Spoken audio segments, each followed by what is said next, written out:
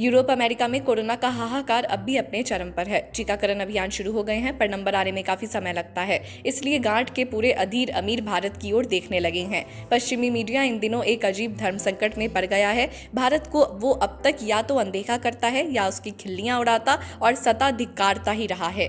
वो ये उम्मीद कर रहा था कि कोरोना संकट भारत को और साथ में मोदी को भी ले डूबेगा। अब न केवल दोनों में से कुछ भी होता नहीं दिखता, बल्कि भारत दुनिया भर में अपने टीके भेजकर पश्चिम जगत को लज्जित कर रहा है। यही नहीं, पश्चिम देशों में ऐसे लोगों की संख्या बढ़ रही है जो अपने टीके की बाट जोहने के बदले सीधे भारत जाकर टीका लगवाने के लिए अधीर हो रहे हैं।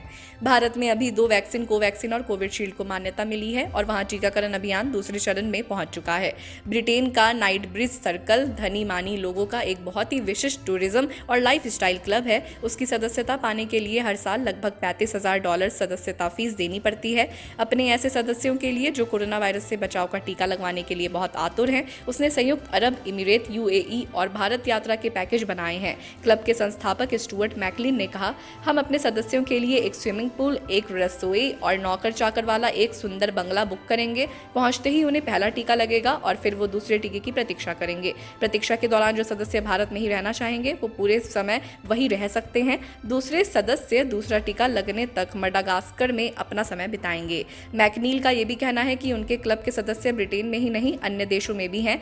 कई के पास अपने निजी जेट विमान हैं। वो टीका लगवाने को छुट्टी मनाना मानकर कहीं भी जाने को तैयार है। इसलिए उत्तरी अफ्रीका के अरबी देश मोरक्को के शहर मराकेश जाने और वहां भारत से आए एस्ट्राजेनेका का टीका लगवाने की भी व्यवस्था की गई है।